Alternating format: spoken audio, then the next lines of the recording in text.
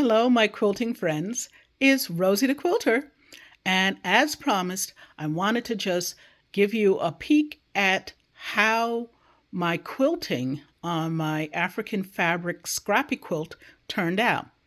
Now, as I said yesterday, my plan for the quilting was to take a very, not quite gold, it's called Shell by Glide, and it has a very shimmery look, but not bright gold. So that's a thread I used. My backing fabric is a solid maroon color. And so as you can see, that really showed up with the quilting. I decided to do a meander. And as you can see with a meander, you're getting like you're just walking around across the surface of the quilt. While you get all of the quilt quilted, there is no discernible design in how you do it. It's very free form in that way. Now, in the outer border, I decided to do a scroll. Um, and in that one, you see here, I did a very controlled scroll that went all the way around.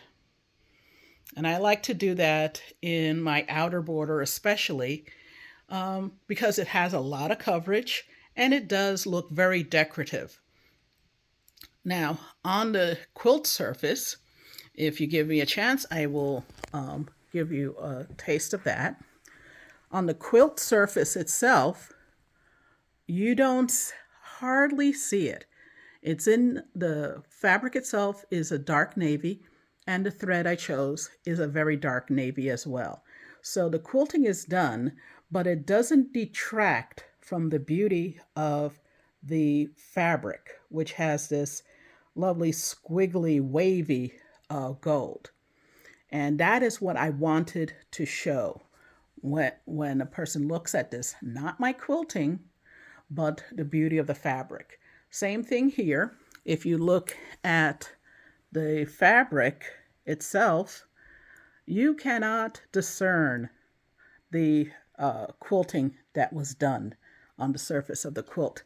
And that is the whole purpose to using a meander, is not to detract from your patchwork and the beauty of the fabric, but to get the quilting, that is the layers sewn together.